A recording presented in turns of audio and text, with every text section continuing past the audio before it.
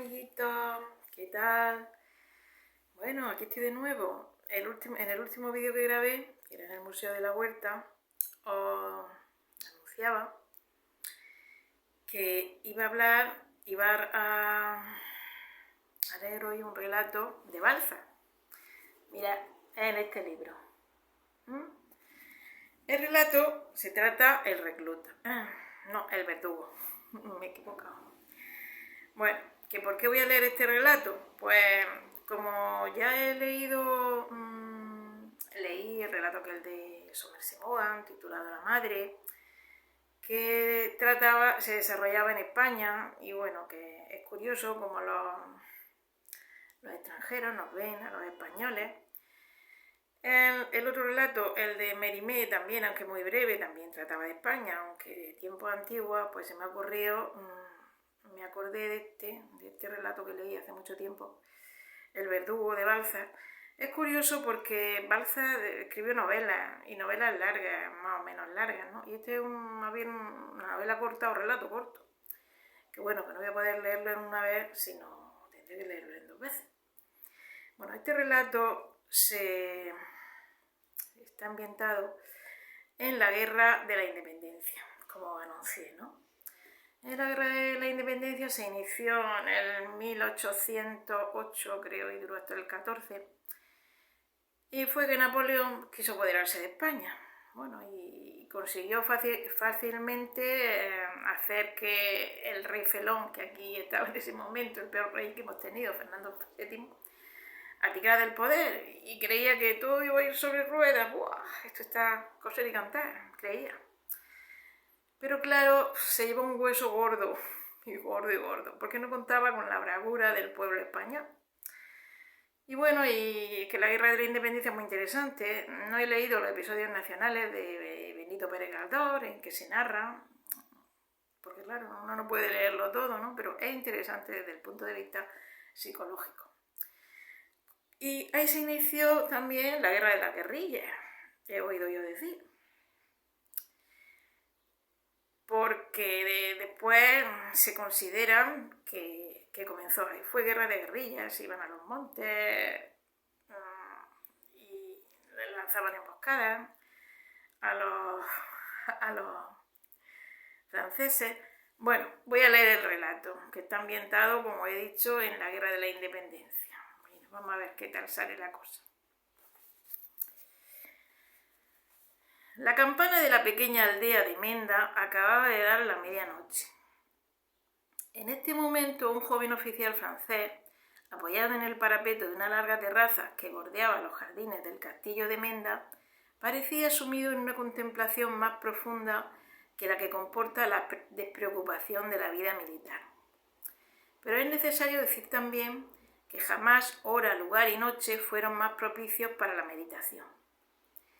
El hermoso cielo de España extendía una bóveda de azul sobre su cabeza. El brillo de las estrellas y la suave luz de la luna iluminaban un valle delicioso que se extendía coquetamente a sus pies. Apoyado en el tronco de un naranjo en flor, el jefe de batallón podía ver, a 100 pasos debajo de él, la aldea de Menda, que parecía estar puesta al abrigo de los vientos del norte, al pie del peñasco en que se había construido el castillo. Si volvía la cabeza podía ver el mar, cuyas relucientes aguas se encuadraban en el paisaje como una ancha lámina de plata. El castillo estaba iluminado. El alegre tumulto de un baile, los sones de una orquesta, las risas de algunos oficiales y de sus compañeros de baile llegaban hasta él, mezclado al lejano murmullo de las olas. El fresco de la noche imprimía una especie de energía a su cuerpo, fatigado por el calor del día. Por último, en el jardín estaban plantados árboles tan fragantes y de flores tan suaves que el joven se hallaba como sumergido en un baño de perfumes. El castillo de Menda pertenecía a un grande de España, que lo habitaba en aquellos momentos con su familia. Durante toda la velada, la mayor de sus hijas había estado mirando al oficial con un interés mezclado con tal tristeza que el sentimiento de compasión expresado por la española podría muy bien ser la causa de la actitud meditativa del francés. Clara era hermosa, y aunque tenía ojos, y aunque tenía otros 3 hermanos y una hermana, los bienes del marqués de Leganés parecían ser lo suficientemente considerables para hacer creer a Víctor Marchand que la joven tendría una rica dote. Pero ¿cómo osar creer que la hija del anciano más imbuido de su grandeza que había en España podía ser entregada al hijo de un tendero de París? Por otra parte, los franceses eran odiados. El general G.T., sospechando que el marqués estaba preparando un levantamiento en favor de Fernando VII, había acantonado al batallón que mandaba Víctor Marchand en la pequeña aldea de Menda para dominar la región próxima a ella, que obedecían al marqués de Leganés. Un reciente despacho del mariscal Ney indicaba la posibilidad de que los ingleses desembarcasen próximamente en la costa, y se insinuaba en él que el marqués estaba en inteligencia con el gabinete de Londres. Así, a pesar de la excelente acogida que aquel español había dispensado a Víctor Marchand y a sus soldados, el joven oficial se hallaba constantemente en guardia. Mientras se dirigía a aquella terraza desde la que acababa de examinar la situación de la aldea y de los campos confiados a su vigilancia, se preguntaba cómo debía interpretar la amistad que el marqués no había cesado de testimoniarle y cómo la tranquilidad del país podía conciliarse con las inquietudes demostradas por su general. Pero al cabo de unos instantes aquellos pensamientos habían sido expulsados de la mente del joven oficial por un sentimiento de prudencia y por una legítima curiosidad. Acababa de distinguir en la aldea una gran cantidad de luces. Pese a ser la festividad de San Jaime, había ordenado aquella misma mañana que todos los fuegos debían estar apagados a la hora señalada por su bando. Únicamente el castillo quedaba exceptuado de aquella medida. Vio brillar en varios sitios las bayonetas de los soldados en los puestos acostumbrados, pero el silencio era solemne. Nada revelaba que los españoles se hallaran entregados a la embriaguez de una fiesta. Después de haber intentado explicarse la infracción de la que se hacían culpables los habitantes del pueblo, encontró que aquel delito encerraba un misterio tanto más incomprensible cuanto había dejado oficiales encargados de la policía nocturna y de la ronda. Con la impetuosidad de la juventud iba a lanzarse por una brecha del muro para descender rápidamente por las rocas y llegar así más rápidamente por el camino normal a un pequeño puesto de guardia situado a la entrada del pueblo por el lado del castillo, cuando un débil ruido le detuvo en su carrera. Le pareció oír cómo la arena de la avenida crujía bajo el leve paso de una mujer. Volvió la cabeza, pero nada pudo ver. No obstante, su mirada fue atraída por el brillo extraordinario del océano. Pudo distinguir súbitamente un espectáculo tan funesto que permaneció unos instantes inmovilizado por la sorpresa, acusando de error a su sentido. Los blanquecinos rayos de la luna permitieron distinguir a gran distancia unas velas. Se estremeció e intentó convencerse de que aquella visión no era más que una trampa óptica ofrecida por la fantasía de las olas y de la luna. En aquel instante una voz enronquecida pronunció el nombre del oficial, que miró a través de la brecha, viendo aparecer por ella lentamente la cabeza del soldado que le había acompañado al castillo. ¿Es usted mi comandante? Sí, ¿qué sucede?, le preguntó en voz baja el joven, a quien una especie de presentimiento le advertía que hablara con misterio. Estos malditos se mueven como gusanos, y me gustaría, si usted me lo permite, comunicarle mis pequeñas observaciones. «Habla», le dijo Víctor Marchand.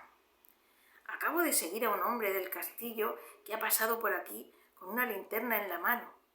Una linterna es furiosamente sospechosa, y no creo que ningún cristiano tenga precisión de encender cirios a esta hora de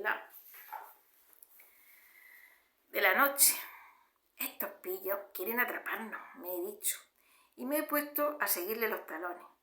Así, mi comandante, he descubierto, a 3 pasos de aquí, en un recoveco de la roca, un montón de haces de leña».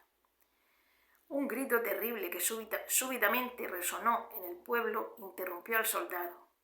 Un resplandor repentino iluminó al comandante. El pobre granadero recibió una bala en la cabeza y cayó. Una hoguera de paja y leña resplandecía como un incendio a 10 pasos del joven. Los instrumentos y las risas cesaron en la sala de baile. Un silencio de muerte, interrumpido por lamentos, había repentinamente sustituido a los rumores de la música de la fiesta. Un cañonazo retumbó en la blanca llanura del océano. Por la frente del joven oficial empezó a correr un sudor frío. No llevaba espada. Comprendió que sus soldados habían sido muertos y que los ingleses iban a desembarcar. Se vio deshonrado si quedaba con vida. Se vio conducido ante un consejo de guerra. Entonces midió con la vista la profundidad del valle y se lanzó en el preciso momento en que la mano de Clara cogió la suya. «¡Huya!», le dijo ella, «de mis hermanos que me siguen para matarle. Debajo de la roca encontrará usted a Juanito, el andaluz. ¡Váyase!». Ella le empujó. El joven estupefacto la miró durante unos instantes, pero obedeciendo al instinto de conservación que jamás abandona al hombre, echó a correr por el parque tomando la dirección indicada y corrió por entre las rocas, por caminos que solo las cabras habían utilizado hasta entonces. Oyó a Clara que incitaba a gritos a sus hermanos a que le persiguieran. Oyó los pasos de los asesinos. Oyó silbar en sus orejas las balas de varias descargas, pero consiguió llegar al valle, encontró su caballo, montó en él y desapareció con la rapidez de un rayo.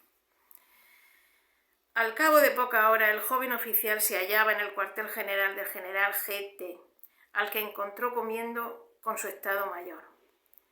«Vengo a ofrecerle mi cabeza», exclamó el jefe de batallón, presentándose a él pálido y deshecho. Se sentó y contó la horrible aventura. Un silencio espantoso acogió su exposición. «Le considero más desdichado que culpable», respondió finalmente el terrible general. «No pueden echársele en cara las fechorías de los españoles, y a menos de que el mariscal decida lo contrario, por mi parte está suelto». Aquellas palabras solo proporcionaron un débil consuelo al infeliz oficial. «Cuando el emperador lo sepa», exclamó.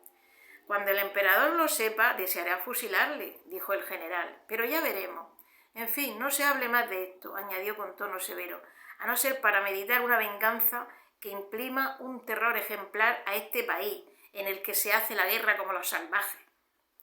Una hora más tarde, un regimiento completo, un destacamento de caballería y un convoy de artillería se habían puesto en camino.